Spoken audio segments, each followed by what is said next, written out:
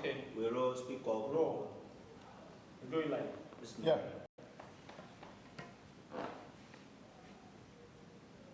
Live. All right. Yeah. Hello everyone. You are welcome back to my channel. Today we are on live, and with me today I've got 3 guests. We are going to be discussing Nigeria and Africa in extension. The topic of today is retrospective, contemporary and prospective Nigeria. We're going to be talking about the history of Nigeria, where we are today and where we hope to be. And to discuss this, I have 3 guests here. From my left hand, I have a prof by calling anyway, and somebody with vast experience, vast knowledge of Nigeria. From my right hand here, I have another friend who is also vast in the knowledge of Nigeria and its history. Same goes to the madam. How would I like them to introduce themselves, one after the other? Good day. I'm Abidemi Onajobi. Thank you. Well, good afternoon, everyone. My name is Jenny Lolale. Thank you. Good afternoon, everyone, all over Nigeria and all over the world. I'm Adironke Timiawureni. Thank you very much, madam. Now, I would like us to start with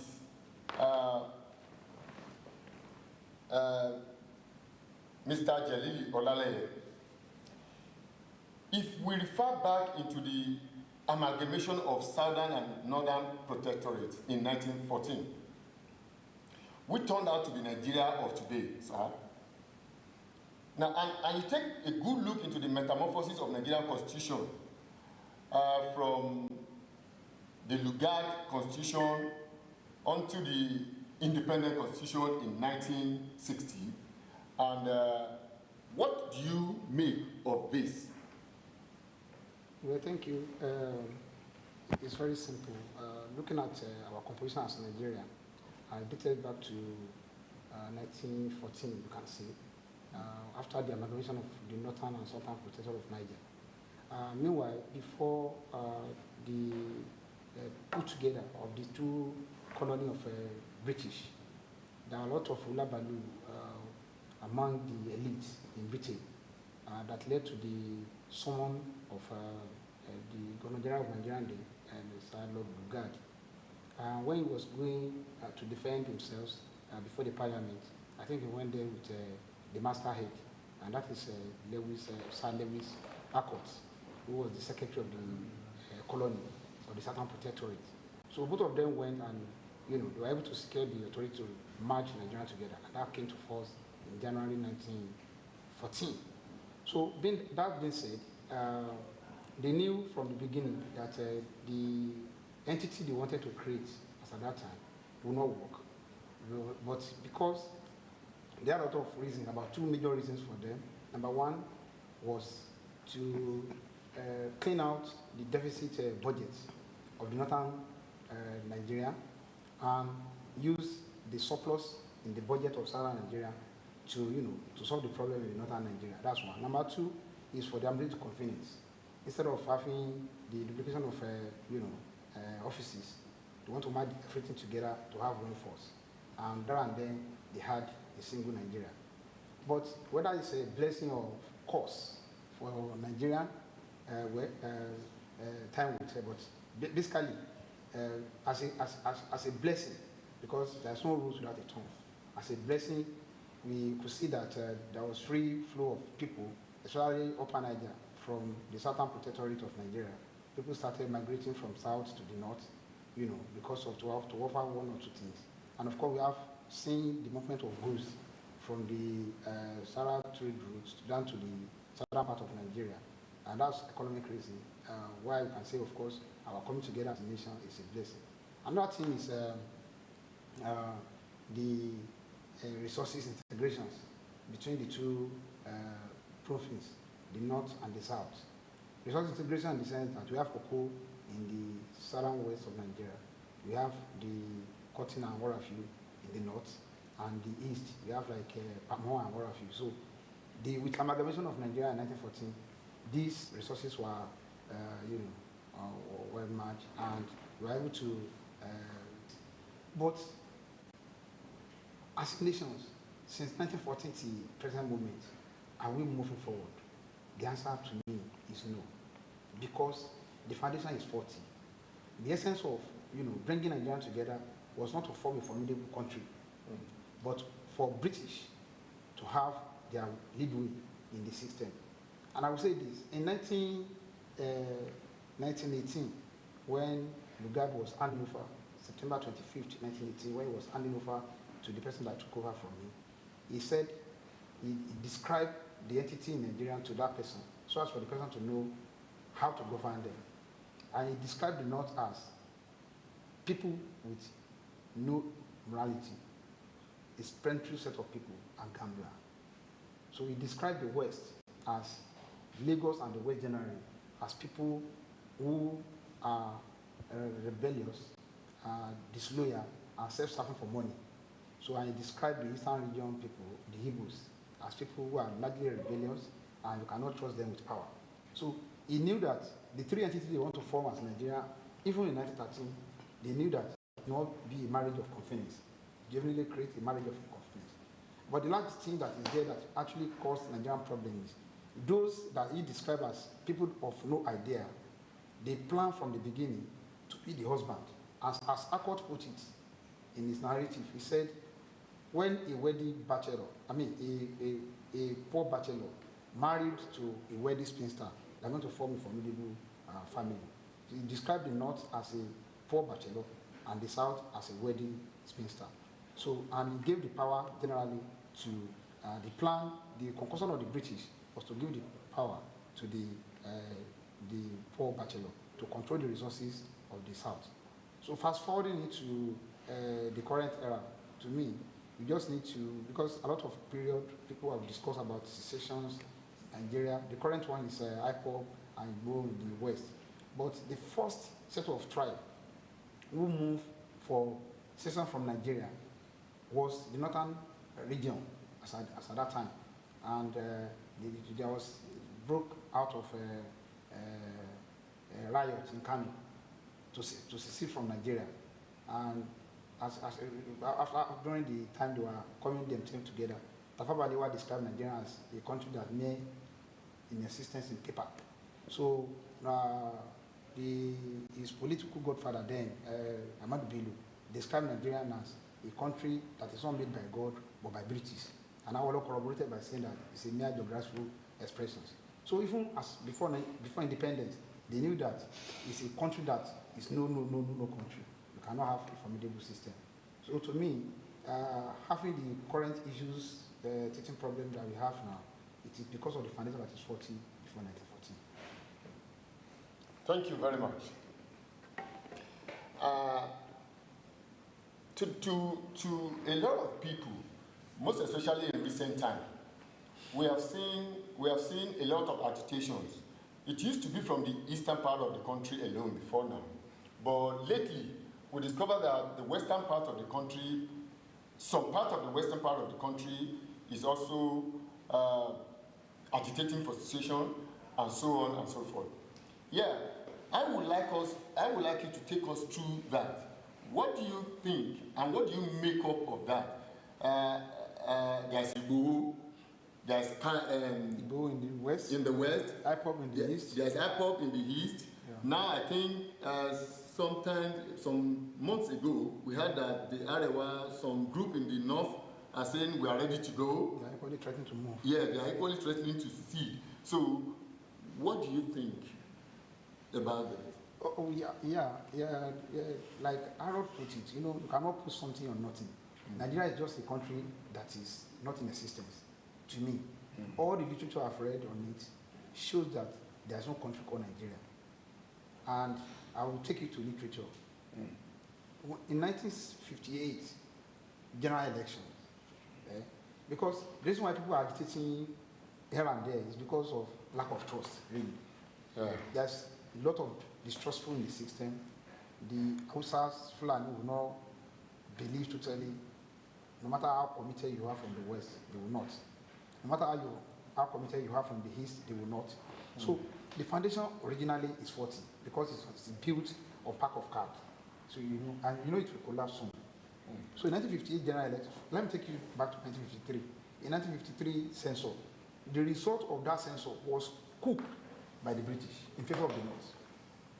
And it is in literature, you can read it everywhere. So in 1958, let me fast forward to 1958 when general election happened. So the NCSC of the East pulled 34% of the votes, total valid votes. 26.1% by AG, about 2,000 or 1,299 votes, you know, by AG Action Group, and that's about 26.1%. Similarly, the Northern People Congress equally polled 26.1%. But in this case, their own total number of votes is less than that of AG. It's about 2 million, 1,200,000 thereabouts. But it's just Slightly less. Yes, about 700,000 votes down. So even that, when they were now allocating the seat in the parliament, following that general elections, the North was given over 140 seats. None of the East and the West got up to 13 seats. So meaning that from that, they positioned them. Another thing is, even before independence, the last Governor General of Nigeria, was already taking Tafawa Balewa through the governance without concluding the alliance among the three regions, showing people that, oh, this is the person I wanted to hand over power to. So another thing that can make people to start agitating now in Nigerian history is when, about 13 to 14 years ago, when Harold Smith interviewed by BBC, and he confirmed clearly that the makeup of Tafawa Balewa to be the Prime Minister of Nigeria and Zik to be the first president of Nigeria, ceremonial president of Nigeria, was cooked by the British government in the following order. It was discovered, according to that Harold Smith, that they knew when they were contesting for that election, Zik did not have money to finance the election of NCC. So their secret police was monitoring the affair of all the politicians. And it was, according to him, I'm quoting him, that Zik has, you know, perpetrated a lot of fraudulent activities that led to the destruction of ACB, African Continental Bank. It was an Eastern Region bank as at that time.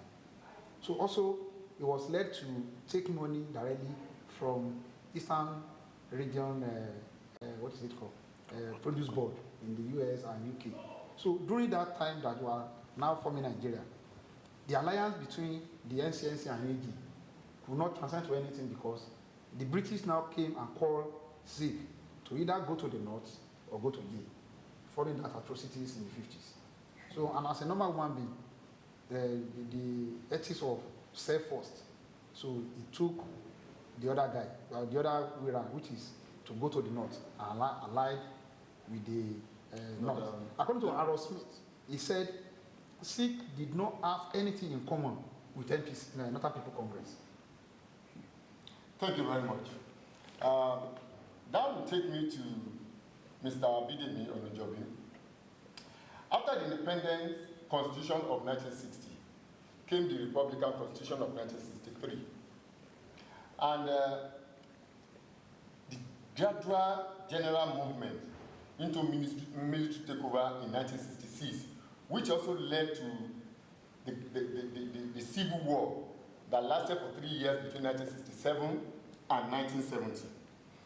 What did the amalgamated Nigeria get wrong that brought about this conflict at a very early stage of nationhood?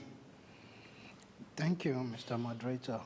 I think Jalili has actually painted a very good background on the history that led to the amalgamation and the initial position of Nigeria and administration of Nigeria in the period following the amalgamation.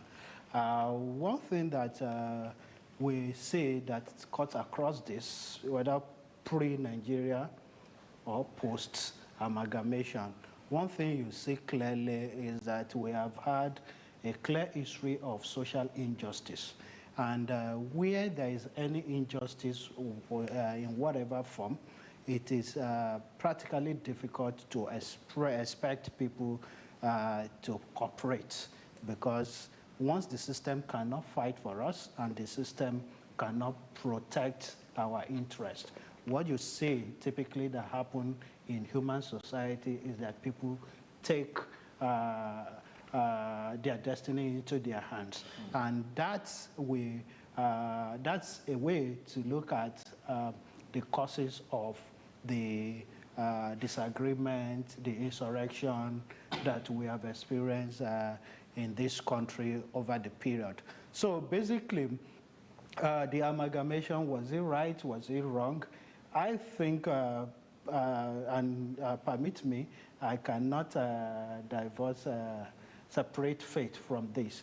I believe that very strongly that everything that was sanctioned by God, and in a way they were supposed to be. However, how do we transit from this phase to the next phase? I think that is the question that is on the mind of everyone, and I think that's one thing that as a nation we should rather focus on. When you talk of social injustice in this environment, any situation or law or regulation or policy of government that tend to put one party above the others in such a way that you cannot find any logical reason behind it except to prove superiority in one way or the other is totally unacceptable to the people.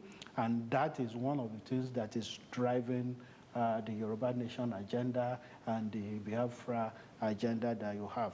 I think if you ask me, the way forward is to create a system that ensures social justice, where people's contribution, people's action should determine the consequence or the results they achieve from the nation. Yeah, thank you very much. We're definitely going to be talking about that in details as we progress. Let me go to Mrs. Ronke Aworedi. From 1999 to date, we have witnessed a lot of changes where many, including politicians, technocrats, and so on and so forth, are condemning 1999 Constitution and asking for the return of 1963 Constitution or the parliamentary system of government and the likes. Even in recent time, some are asking for total separation from the country. What is your opinion, ma'am? Thank you very much. I think when you look at what's been happening since 99, the way 99 itself came to be, you know, 1999 Constitution is a constitution nobody saw until after an election was done on it, a president was done on it. Nobody saw, even the president that was using that constitution to be sworn in, I'm not sure he saw that because he knew what he was using to swear in, for swearing in. He has no idea what the content of that constitution was. So really, if you look at, I think over the years, we've just turned ourselves into a country that does not get things right from the beginning. Just do the right thing. You know, that's okay. We had the independence, amalgamation, everything. It didn't last 3 years, and then we started having issues with it. And then you would think that several years down the line, and then we are having another fresh start. You will expect that, okay, we'll make an effort to make sure it was properly done. And then we are going to have a supposed fresh start, at democracy, and then we got the fundamental, which is a constitution is what runs a democracy. That's the bedrock of a democracy, and then we still got that wrong.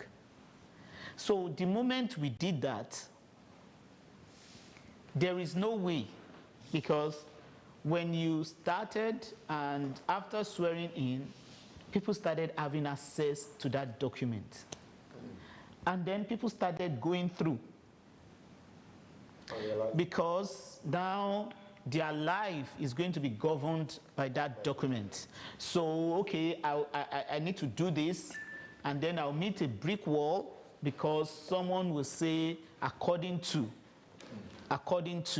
So when that starts happening, people are going to pick it up and then start going through to see, okay, what is actually embedded in this Constitution. Let me cite an example for you.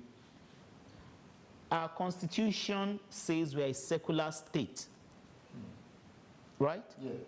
It means that everyone in it has a right to freedom of religion, freedom of association, because we are a secular state. Now, how in it does he allow a state say they have a particular religious identity?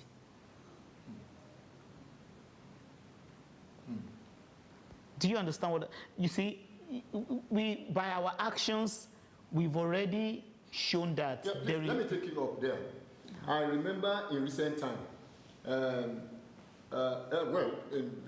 all this while, some states in the northern part of the country, but I remember in recent time, a state was declared in Southside to be a Christian state.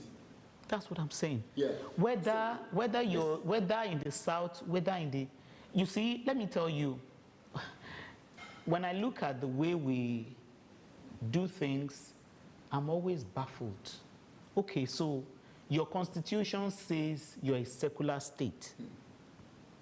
What are you doing having any religious board? Such that you spend billions every year financing people's personal religious choices for vacation. That's what I call it. You are financing people's vacation with national resource. I still don't understand the concept. Like, I do not get it. Like, what exactly are we doing? Do you understand what I'm saying? Like, what exactly are we doing? Okay, you would say, your constitution will say, oh, a minor is until 18 or 21. And then some people will still say, I can marry a minor. You know, we make a mess of that constitution by what we do. That's why I'm saying, when we were going to have a supposed fresh start, you would expect that we'll make that document that will be the bedrock of that fresh start. We'll make it as tight and as reflective of who we are as possible. But you see, it's one of the things that is reflective of what we presently have now. Do you know that in Nigeria, there is let me cite another thing about our constitution too. Now, there is supposed an unwritten code of trepidation to give presidency to the East. So, can you explain to me how you want them to feel a part of this geographical location called Nigeria if you tell them that they are permanently excluded from the #1 position? They can't even aspire to it. It is not written in the Constitution now. That's what I'm saying. It's not written there. That's what I'm saying about what we do. There are so many things we do that we codify. Like now, is in our constitution that we are secular now. Yeah. So what are we doing with Christian pilgrimage boards? or Islamic pilgrimage way Christian board. Yeah. Do you understand what I mean? Thank you So those are the things I look at, and I'm like, okay, even though 1999 is there and it's supposed to be like a fresh start of democracy, we still got that fundamental foundation wrong, such that more than 20 years down the line, we are still like, we are not really moving forward, you know, in the supposed fresh start. Thank you very much. Sorry, my next question will go to Bidemi Onajobi. Sam, corruption has eaten so deep in our system that we have seen it as normal thing instead of people kicking against it. Now, take for instance, in our country, Nigeria, police is seen as being corrupt, majorly on the road. And, you know, at a point we saw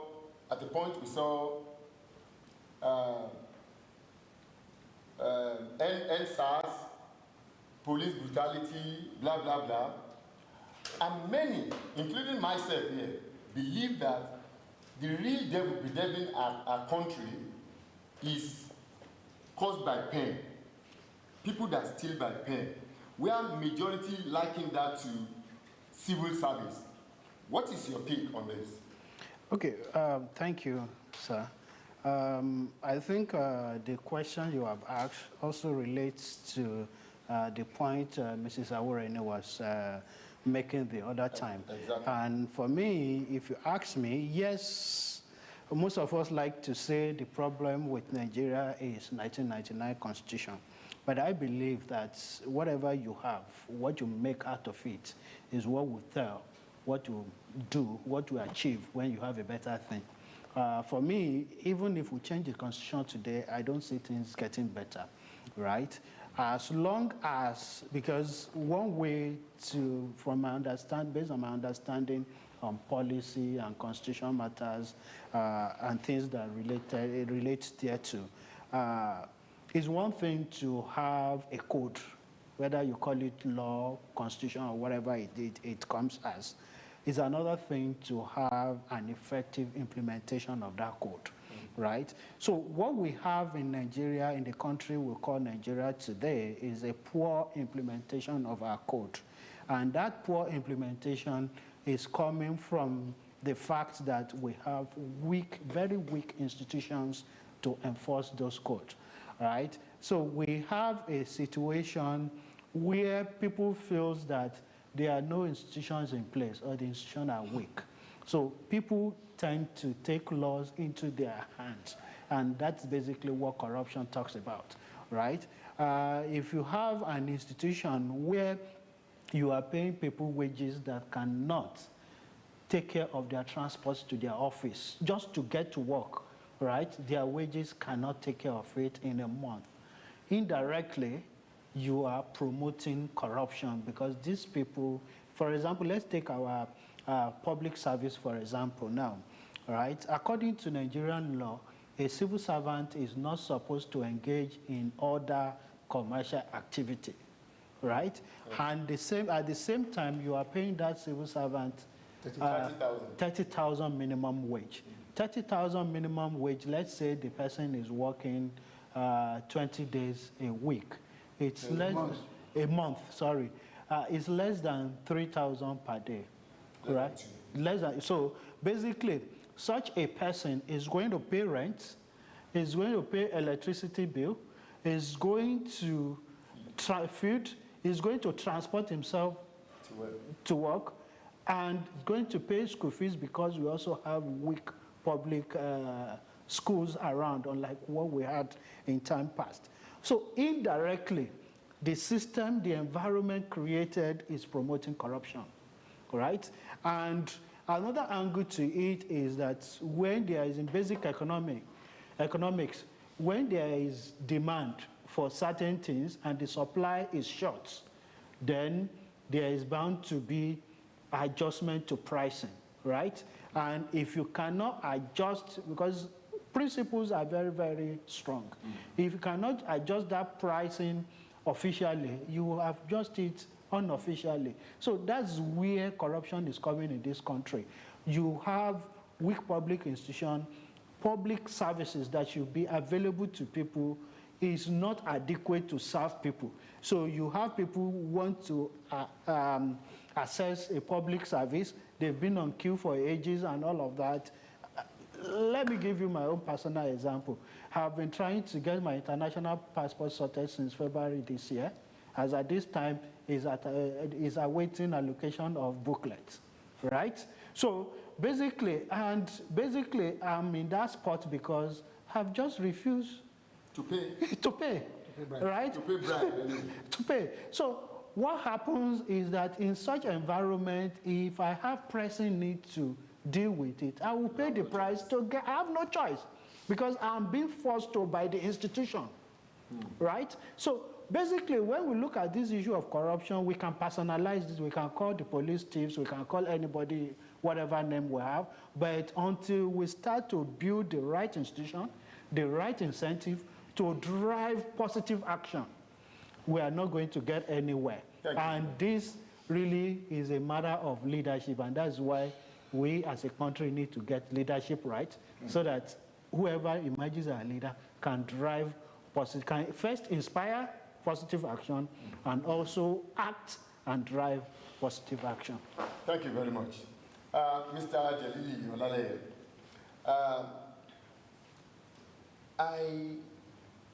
a lot of people see this quota system thing as another problem facing our country. Quota system or regional favorism, where a Mr. A and a Mr. B sitting for the same promotional exam, and Mr. A gets maybe 95%, Mr. B got 45%, and Mr. A is dropped for Mr. B just because Mr. B is from the northern part of the country, or Mr. A is from the eastern or western part of the country. Now, that is one. Talk about JAMB today. I know of that very well as well, where there's actually a list called EDS, Educationally Disadvantaged States. And in recent time, I heard the governor of Kaduna State saying that should be cancelled. That's Governor El-Rufai saying that should be cancelled. Where you see cutoff points, for example, in University of Ife, cutoff point to accounting is 250. But if it is from EDS, 200. Yeah. Now, you will now find out that all the children, all the kids that scored 250 will be dropped for somebody who scored 200 just because it's from a part of the country who is said to be educationally disadvantaged. Now, in my opinion, the educationally disadvantaged boy or girl from whatever part of the country was born by a woman, like the one that is from the one that is not educated, and so on and so forth.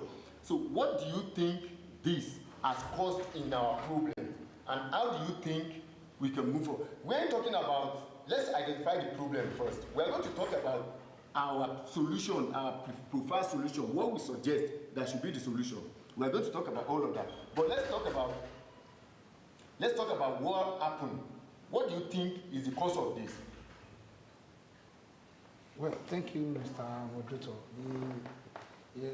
I will say it in Pidgin. No be today. You don't take. No be today. Don't take. The problem of Nigeria has always been on quota system, even before amalgamation. Even before amalgamation? Yes, it's on quota system. Yeah. Like I said, and the three acclaimed leaders of thought in Nigeria, they believe that. Can you mention that? The three acclaimed? Yes. Who are these three? Nnamdi Azikiwe, Bafemi Awolowo, Ahmadu Bello. And Ahmadu Bello. The three of them, they knew the country is formed on quota system. It was formed on quota system. So that one said it was not, it has been since the beginning of human existence. So basically, I'll just take us to why educational disadvantage, why not educational disadvantage, all those things that they talk. In 1954, when Awolowo introduced free education in the West, The East did not do anything about education. The North did not do anything about education. And that was what made them to be educationally disadvantaged. Today, the entire system is paying the price. The quota system, as it is, they subsume that quota system into our constitution through federal character. Yes. There's a commission of federal government called Federal Character Commission. Each It's basically quota. For the composition of the commission is each state is represented in that commission, and they have chairman. If they want to recruit in CBN, for instance, they want to recruit in CBN, other than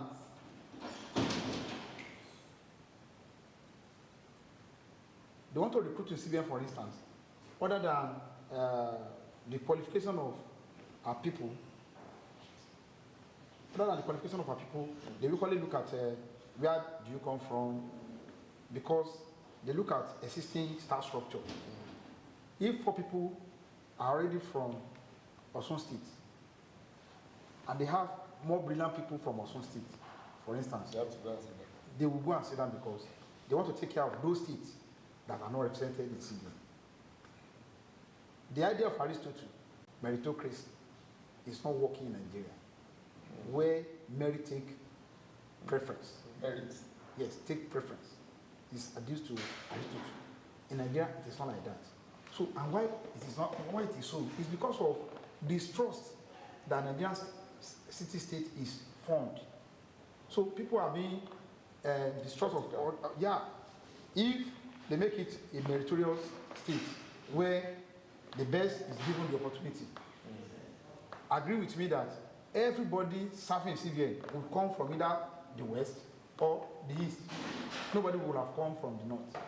But because of the Federal Character Commission or quota system, they will speak also, give the same opportunity to the people from the North, even though they cannot compete on the field.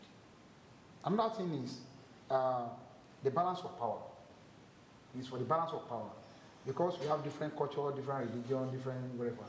So if they say that the best, if they say that the best you just be there, all the ministers will come from the West. Don't forget the handing over paper of Lugard, which says the North are people of no ideas. If people of no ideas are discounted, who will now represent the North in the cabinet? So basically, they have to subsume that in the constitution. And if they do it well, no state will be shortchanged. If they do it well, because of our compositions, it's a good one if it is administered like he said the other time. The institution of the state, if it is well-stemmed, that Federal Character Commission is not tampered with. They do it according to what is written in Nigerian law. Everything will have been perfect using the quota system. Not like today that an individual can have everything to himself. Thank you very much. Now, my next question will go to Mrs. Ronke Awureni. Godfatherism is seen as another problem we are facing. A law seems to be incorrect about Nigeria when it comes to godfatherism. Now, the kind of, in my own opinion, I don't think anybody would want to assume position of leadership with the aim of going there to destroy things. But a lot of them will get there and find themselves in this problem. That is one. Secondly, why is it that anybody that is seen to be fighting for masses in Nigeria, when he or she pick a federal appointment, they become enemy of the masses? So that now goes down to say, what is wrong? Is it the individual or the system? Because somebody asked me on my birthday, are you interested in politics? You know, there's in my university group, we usually ask ourselves questions during our birthday. So somebody asked me, Mo, are you going to be interested in politics? I said, not in present Nigeria. And why did I say so? It's because I have seen that anybody that goes into politics automatically becomes enemy of the masses in my country. No matter how holy you are, no matter how godly, no matter how perfect you are, you become their enemy. So what do you think about this? Not everybody becomes enemy. Okay. Akinwumi, Minister of Agriculture, During Jonathan regime. during Jonathan regime, has not become anybody's enemy. Yeah. In fact, when they were trying to deny him second term at the African Development Bank, the average Nigerian was shouting about it. Yeah. So it's not true that everybody becomes. Soludo was CBN governor. I mean, he didn't become anybody's enemy. Okay. Obi Ezekwesili was Minister of Education. She didn't become anybody's enemy. I can name a few like that. On and on and on. On and on like that, like Okonjo-Iweala was also like that. In fact, Nigerians too were following through to make sure, you know, she gets the top job she was aspiring to. So you have several people like that. I remember Batinaji, you know. So there are so many people like that. Even governors, Peter Obi. So you have even people that had been, whether it's governor, whether it's senator, whether it's being a minister or being a commissioner, they come out and in fact, they might have even worked for a government that people do not particularly like, but people will still say they stood out, like what they were assigned to do and what came out from what they were assigned to do, they will still have the people's commendation, they will still have the people's approval. So it's not necessarily true that you become an enemy when you do that. If you work in such a way that you become people's enemy, you will become one by what you're doing where you are assigned to. So it's not necessarily true. You know, if we perpetuate such narration, then, you know, qualified people will stay off assignments to serve their country. So because if you're already telling me that I'm going to become marked if I decide to serve my country, then I would not be willing to sacrifice several years of hard work and building my brand and my career, my name, to put it on the line if it's going to become crushed under the guise of you become an enemy to the people. So basically what I see is we have a lot of us who become lost in position. A lot of times people cannot differentiate between their seat and who they are. They get themselves subsumed in the seat they occupy, such that you know, you don't have any identity after the seat. Then you see, another thing is the way the public office is structured in Nigeria. The perks of office can run you crazy if you are not someone that sees that it's not an end in itself. You can easily get lost in it. And then a lot of times because we have also become a society that only elevates and put premium on people based on monetary value. You can only be recognized in your family by how much you can put on the table in family when family issues come up. You're only recognized in your community by what you can drop when things come up. You're only recognized in your church by what you can drop. Even among your friends, and you only matter by what you can drop and supposed position or seat you have. You know, we play no premium on the loyal person. We place no premium on the kind person. We place no premium on the courageous person. The honest person has no say. So when you've created that kind of society, it means that when I call you to a position, you see it as a means to become somebody. So whatsoever demand I place on you of what I need you to do, every other person, your constituency does not matter. In fact, your family name becomes irrelevant. Because you know that if I can just hang on to this position, whatever it takes, and I'm able to get enough money as much as possible, I will have clout. Now, thank you. What I'm trying to look at here now is, how do we go about eradicating such? Okay, so what I'm saying now is, you see, this, for you to change this, there is no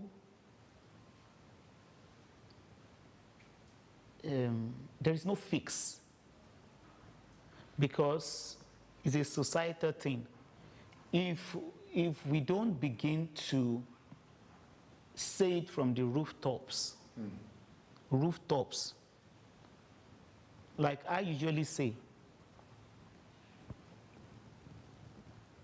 I personally don't care how big you are, especially if I know how you came about it. I don't care about you, because in my opinion, you just had the opportunity to steal, which anybody else can have such opportunity. So if we have a society that places premium on character, then if people occupy office and what you are demanding them to do is spoil their character, they will just leave your position and walk away. Do you understand? So, and for me, it's also, I know people who do it, like, they would rather walk away. They don't care, they would rather walk away. Do you understand? So, a lot of it also, and you see, it did not start today in Nigeria. Just like the lady said. It did not start today, like people do stuff for, and I think a little bit of having a long protracted period of military also affected our psyche, you know. Then it's you obey and then complain later or something like that. You understand? So you obey order first. So, I mean, whatsoever I ask you to do, you know, what comes to mind is Al Mustafa's panel. Do you understand? All the revelations that came there, at the end of the day, is the Opufta panel. You know, it's whatever you're asked to do, you do first, and then, you know, you ask later. Do you understand? So, for me, you know, it's not people becoming enemy of the people. It's people not really being focused on what they are seeing, you know. And then I also see a situation whereby when people are assigned to public office in Nigeria, we have a wrong concept of what public office is. We think we hold the position to who appointed us. Yeah. Do you understand? So that's and it will always be like that for as long as the process to being appointed to a public office is not desire to serve. If I give you a position to settle you, even me you are giving, I know I don't deserve it. So anything you ask me to do, I know I don't have the capacity for where you've assigned me. I know you just give me as a favor. So whatever request that comes with that favor, I will be ready to do it, because ab initio I already knew. But let me tell you, personally for me, digressing, I believe that our assemblies should actually be voluntary. Senate and House of Reps should not be permanent seats. If you are ready to work for your community, you go and sign to put up your name for you want to do, and then And live within that community, not in Abuja.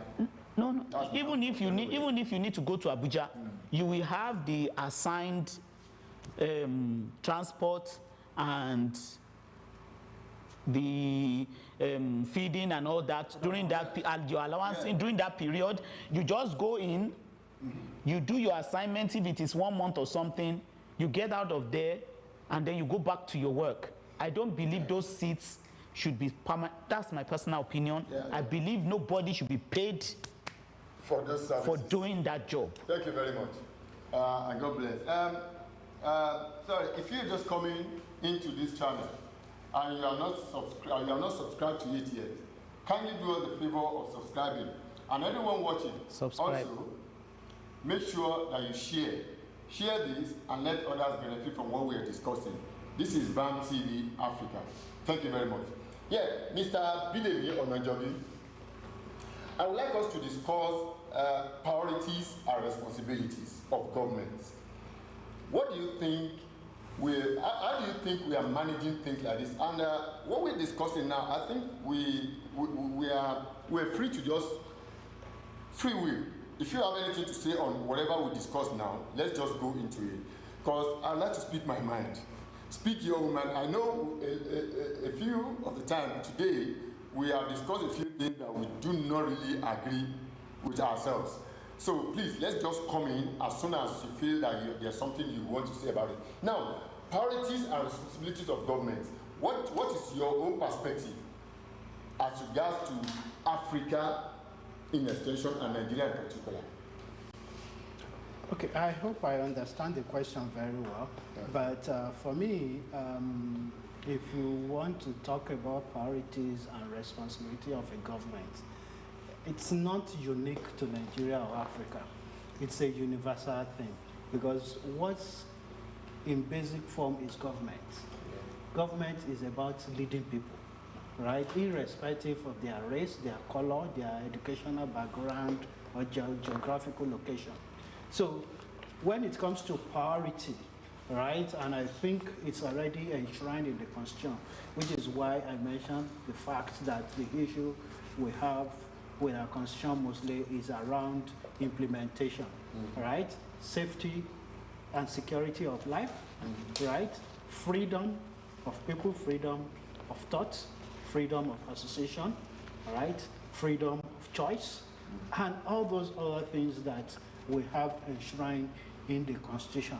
So those are what should be the priority of a government. However, I understand the fact that based on your environment, because as a student of strategy, I also recognize the fact that the environment in which an entity operates goes a long way to determine what the priority should be, right? For example, in UK, nobody will come and campaign to you because and tell you that it will fix your road and fix lights.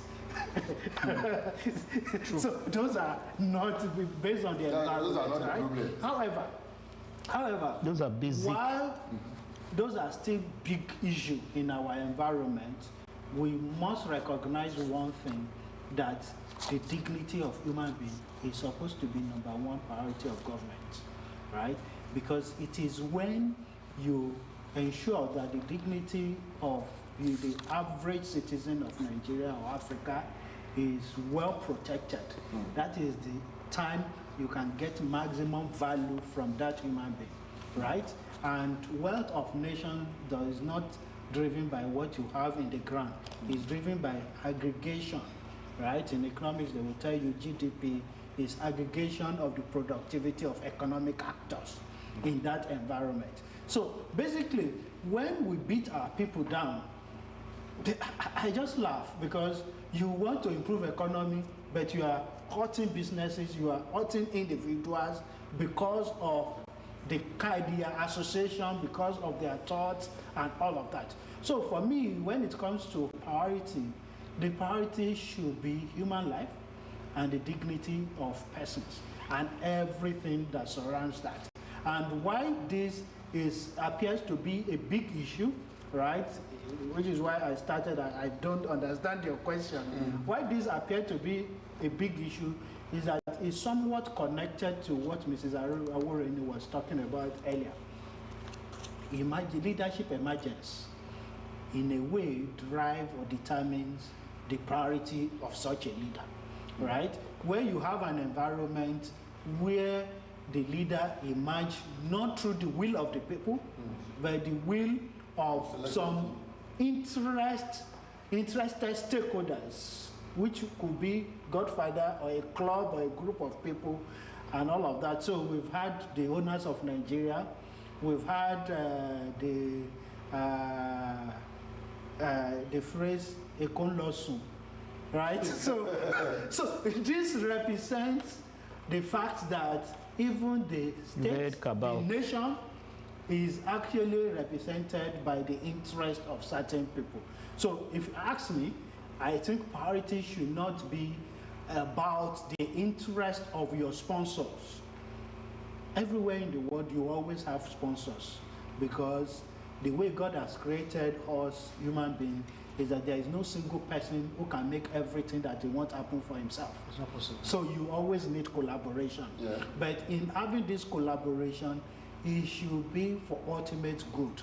And that's where things works.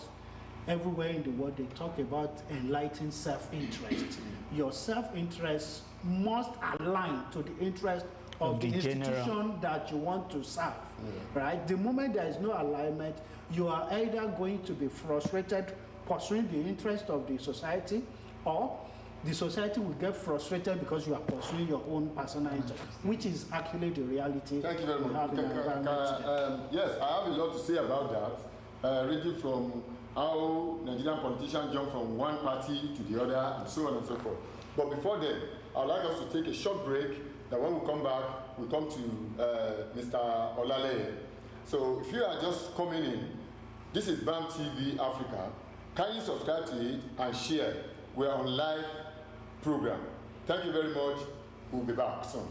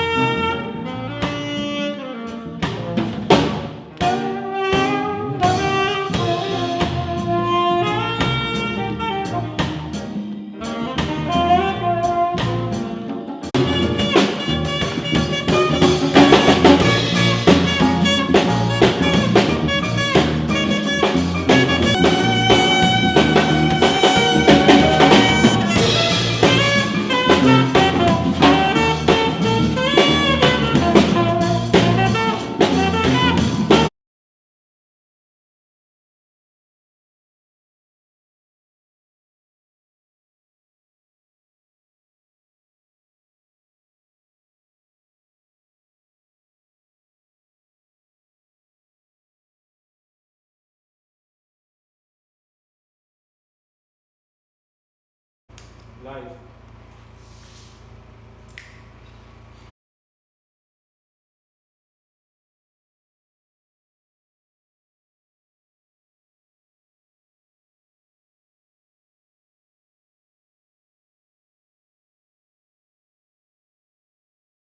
Thank you very much, and God bless you as you remain with us. Yeah, Mr. Jalili Olaleye, I would like to throw back the same question I threw to Mrs. Aworeni to you. As in, from 1999, the Constitution of Nigeria, looking at the Republican Constitution of 1963, down the lane to 1999, when the military finally handed over to civilian rule, which is Third or Fourth Republic, right? What is your say on this question? The same question I asked Mr. Aworeni the other time. Yeah, thank you. It's very similar to the first question, which is historical. Yeah. We want to compare the mark of history of what happened in 1963 and what we are currently experiencing now in Nigeria. In 1963, Republican constitutions talk about 3 regions. Of course, we use regional, we are running to regional government. Regional government. So, and that was subsumed in Nigerian constitution as at then. Also, what is equally peculiar to that constitution was the parliamentarian system of government, where the member of parliament are also member of executive, and the opposition party was strong in that kind of government arrangement. What do I mean? There's no, we only had separation of personnel. I mean, separation of power, but there's no separation of personnel. The reason is the member of parliament are also the cabinet, and the opposition party. For instance, we have PDP in opposition now. In those arrangements, they will form shadow governments. They will have their own shadow prime minister, shadow commissioner for federal commissioner for finance, as they used to call it then, federal commissioner for agri, and so on and so forth. So those entities, those institutions, like Billy said the other time, those institutions will now be watching closely what the government in power is doing in respect of those individual ministries. so as to come up with an informed criticism to move the system forward. So that is the arrangement there. Another thing that is different from what we are experiencing in 1999 Constitution is each region was run as a separate entity, yes, or as a country. Yes. For instance, Southwest had embassy. Almost everywhere where Nigerians are then had their embassy. We have Western Region embassy in UK, and that's Western Region High Commission in UK. So if any Yoruba or Western Region people there wanted to go to UK, we have there's an embassy there instead of the Nigerian embassy. So that was the arrangement, and everybody was enjoying it until there was Ulabalu in 1966, the first coup. And why the first coup? You have asked that question in the course of our discussion here today. The first coup, according to the mastermind, they said there were overt corruption in the system, taking kickback of 10% was prevalent, tribalism of the northern region and what have you was too enormous. And because of that, they struck. So, because they struck, the divisional structure was taken over by Agurusi and changed to command structure, a military system. Military system, the unitary system of government formed by the military formation since that 1966 to a period of break of between 1979 to 1993.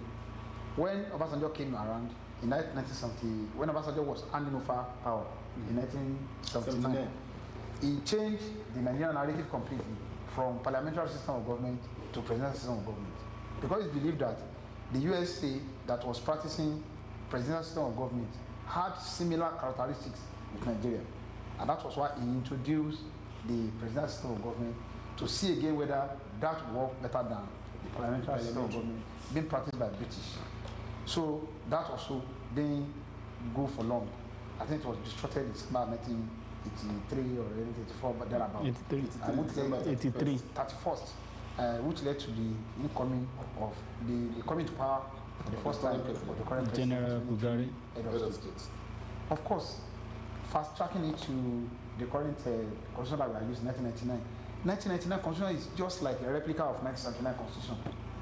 The same problem that 1979 had is what we are 1999 constitution, and that's why the decision is here and there. People actually wanted a constitution that they will, have an input. The part of the constitution. The first thing says we, the people of Nigeria. There was no referendum.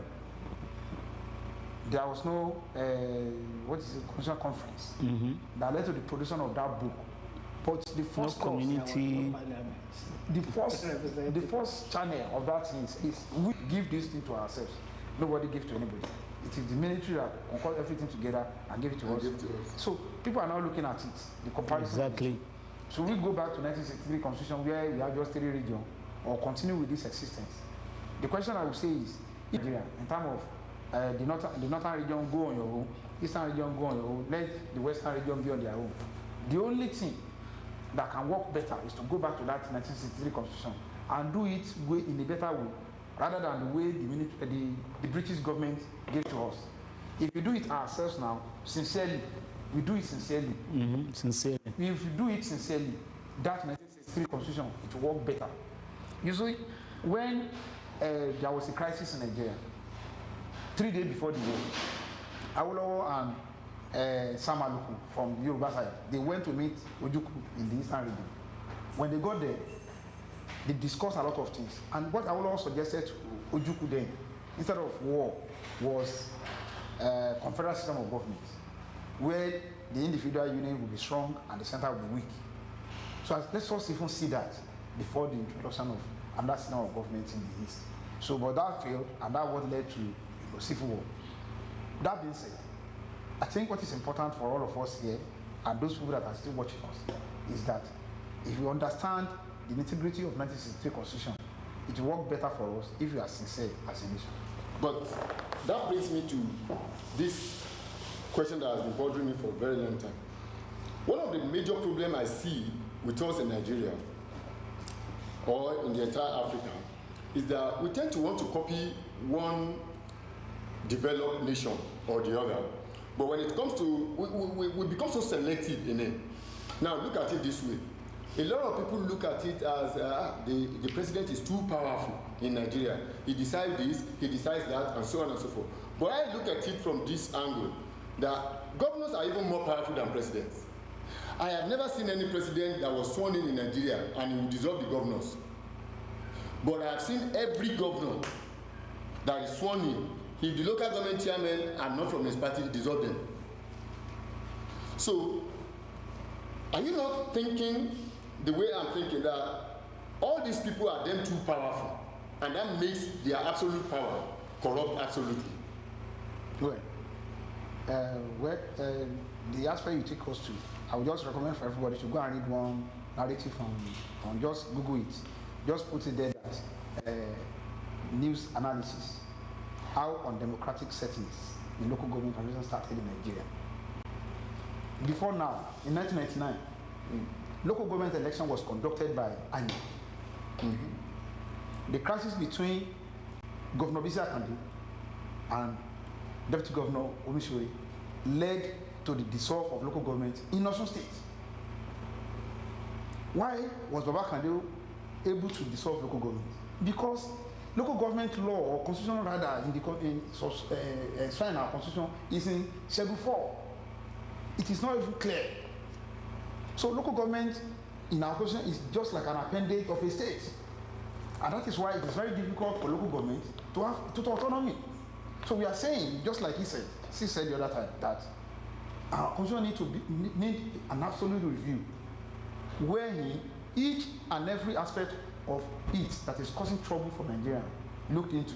For instance, local government autonomy. Saw local governments, or still see local government to be as their appendage, so they can do and undo on it. Governor Alegbesola even said during his era in Osun State that those that are calling for the autonomy of local government are looking for the return of Krigi War. Looking for the return of Krigi War. You see, and that was what led to a lot of discussion that why the Krigi War? The Ibadan was so powerful because Alegbesola really autonomy from Ibadan to have their own government. So now people are seriously agitating for local government autonomy so as to develop the basis. The governors that are so powerful, they are so powerful because Constitution allows them to do so. So what we need now is for National Assembly, if they cannot repeat the Constitution entirely, they can look at that aspect of the Constitution and make local government third force in Nigerian democracy. The federal, the state, then we now have local government. Local government will now get their own allocation directly from federal government. The current structure is the federal government will send their allocation to the top of the state. The state will now see that through what they call JAC and distribute.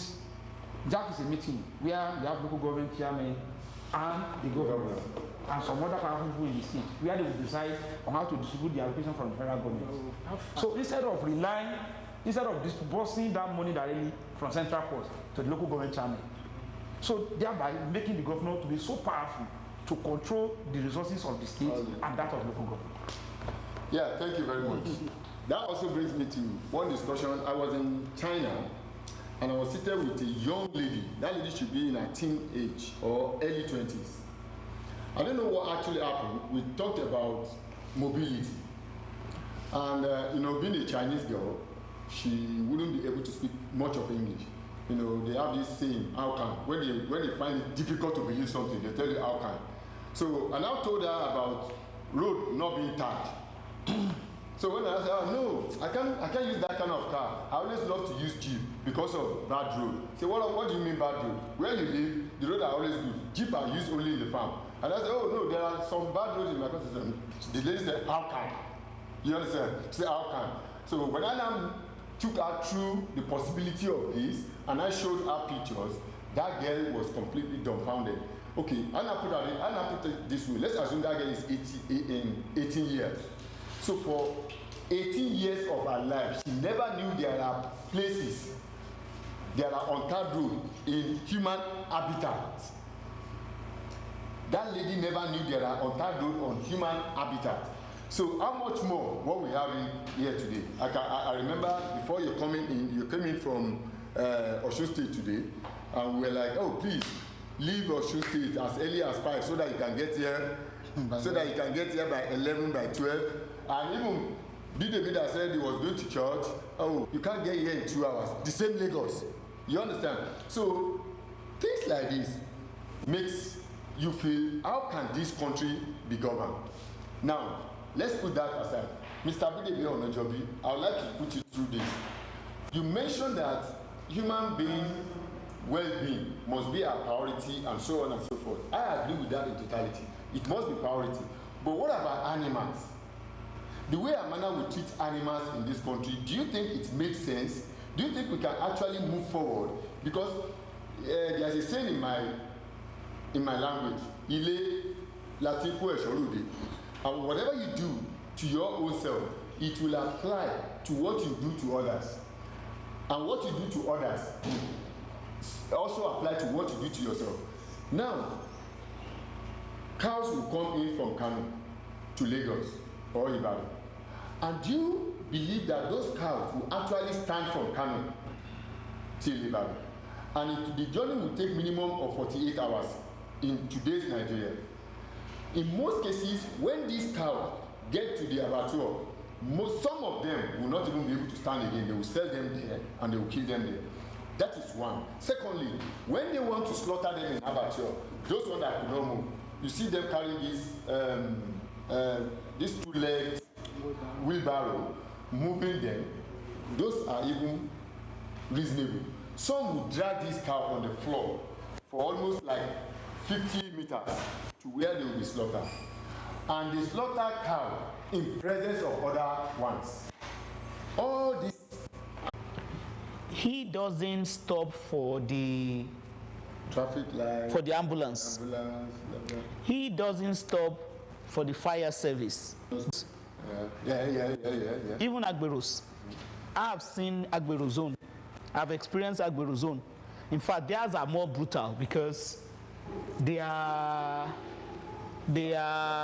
followers will just mess you up. So people see that happen. So you know the way the mind works. If you are the highest custodian of the law and you break it, so on what basis will personal convictions for you to decide as a person? So when you see an average person in Nigeria that does not break the law, it doesn't break traffic rules, it doesn't drop stuff on the road and all that, it's a personal conviction.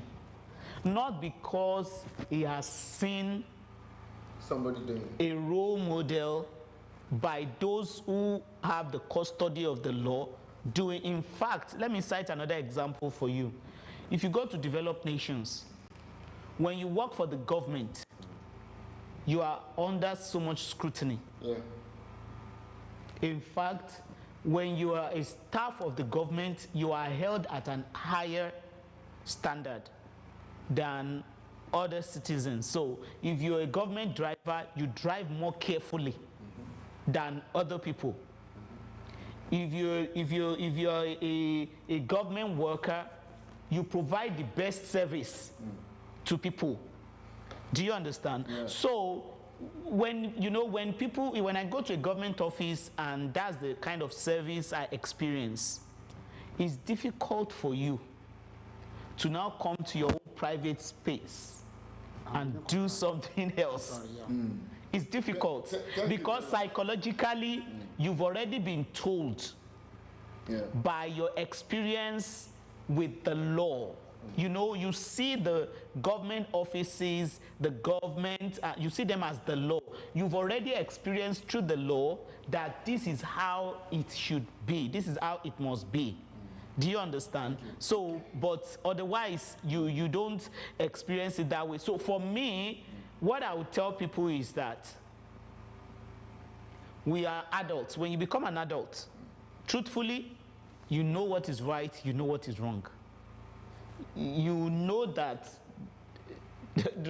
breaking the traffic rules, you know you're endangering people, other people's lives. So there's this you saying, can choose to do the right. But there's this saying that doing, I think we'll discuss that today, that it is illegal to be law-abiding in a lawless society.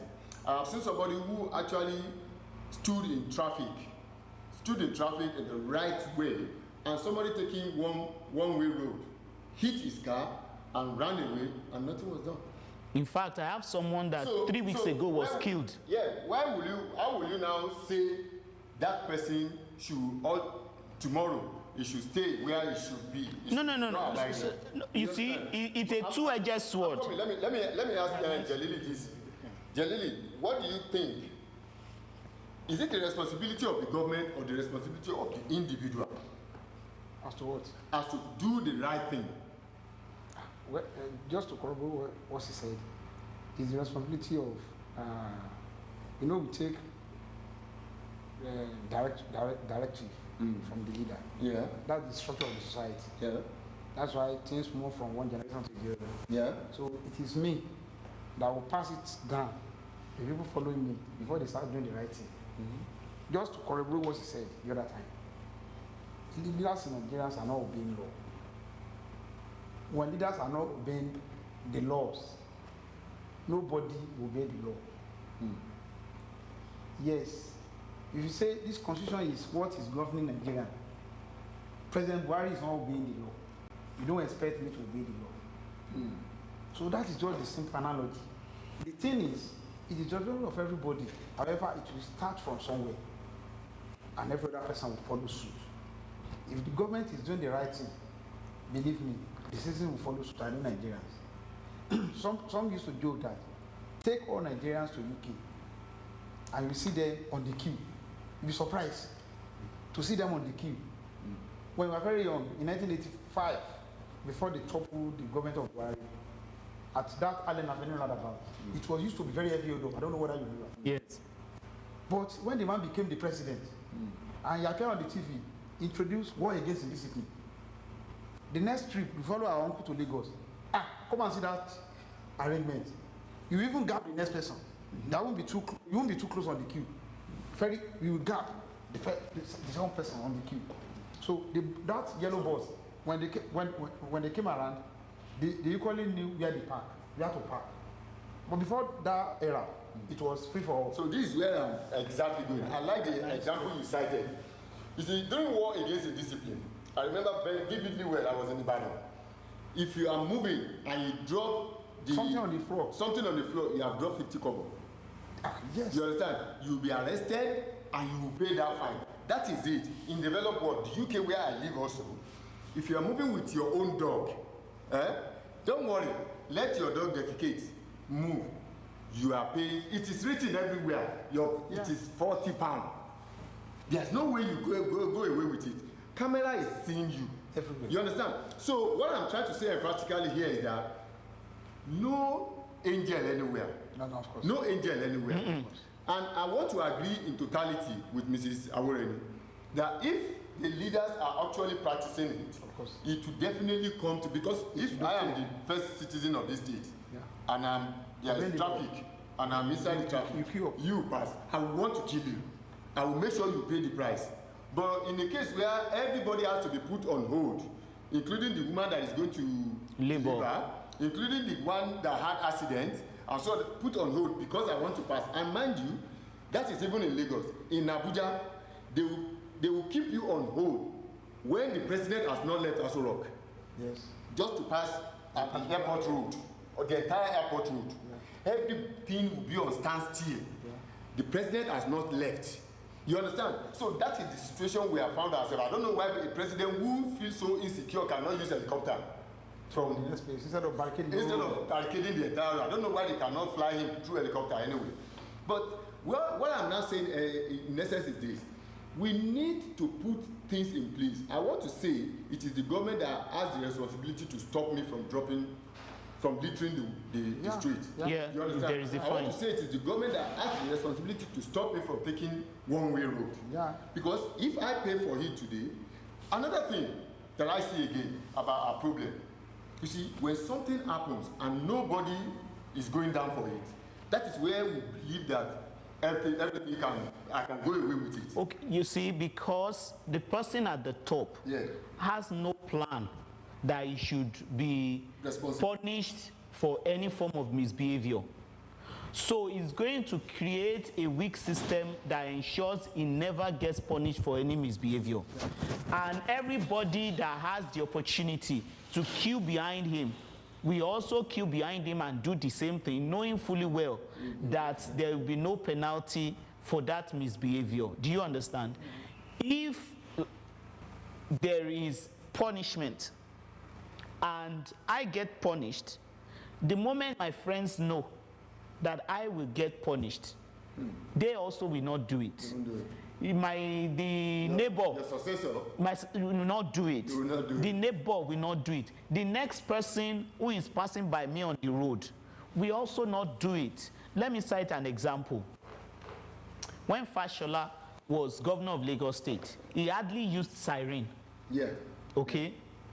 If you notice very well, during that period, you hardly see all these different people that are using escort, all these different people that are just doing big man and something, you know, using siren. You saw that it really, really stopped, and it was ambulance and fire service that was really really using it. So that's what I'm saying about when you're the custodian, when you start to do the right thing.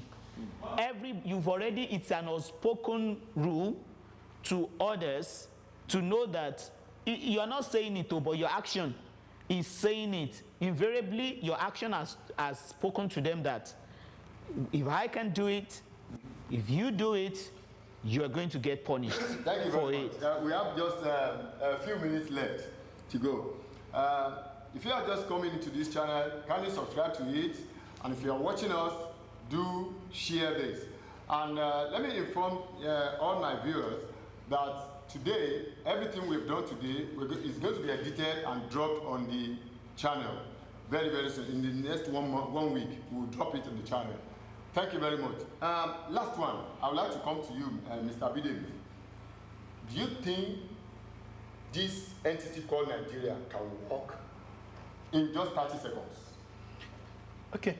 So I believe very much in the power of strategy, and I believe that there is nothing, no objective that cannot be achieved given the right action or the appropriate action, because in strategy there are no right or wrong action, right? You only have actions that are appropriate for the kind of goals or objectives that you are looking at. I believe that this country can work, right? It can work if, ask yourself one question: what is it that the Nigerians want? They want an environment that is stress-free. How many of us care about the president or the governor or something? As long as I can walk into government office, get service as I went due, as long as I can get on the road and I will not be victimized for doing the right thing just because I did not rub the palms of the police officer or law enforcement agent on the road, as long as I can move freely and I have security and safety around. Really, we are not asking for much. Thank you very much. Mr. Jalili, do you think the entity called Nigeria can work? Well, I'll just answer the question, it will not work as long as you base it on the current structure. Thank you very much. That's good. Mrs. Aworin, do you think Nigeria can work? This present composition of Nigeria, geographical location called Nigeria, it can work. I don't see it working. I don't know how it's going to work. Personally, I have looked at the structure, I've looked at the people. Do you know the level of distrust that is in this system? How do people live together with such level of distrust? Do you know the level of fear? Fear, palpable fear that people have in this current Nigeria. How do you want it to work? You know, when I came in, you know, I said something. I said I pity whoever is going to become president after the next president of Nigeria, because how do you govern an extremely divided nation that has extremely weak institutions? Thank you very much, and God bless you all. Mr. Abidemi Onajobi, thanks for having you. Mr. Jalili Olaleye and Madam Ronke Aworini. To all my viewers, this is just the tip of the iceberg. We are just starting to analyze our continent, Africa. We believe one thing, and majority of Africans believe that if Nigeria gets it right, in extension, the entire Africa will get it right. Unfortunately, most of my discussants today think that the entity called Nigeria may not work. Well, that is personal view and personal opinion. Yes. I don't know how you feel, and you don't know how I feel. I have not said what I feel as well anyway, because if you look at my own perspective of it, in some months back, I was wishing that Nigeria separates. But after some time, in the recent time, I was having a second thought that the entity called Nigeria can work on some conditions, not in this present, definitely not in this present condition anyway. But all the same, until next time that you join us, we'll be here with some other discussants. We'll let you know, and we'll prioritize it as we have always done and publicize it to you. If you are here, please ensure that you subscribe to this channel and share this. Tell the whole Africa that BAM TV Africa is here to talk about Africa, its history, and how we become a better continent. Thank you very much. God bless you. Drop your comments, and we will be able. And questions. And we will respond to them. I have them. They are my friends. They are all my friends. I have them handy, and I can assure you that your question will reach each and every one of them, and it will be answered. Thank you very much, and God bless you. Bye for now. Bye. Bye-bye.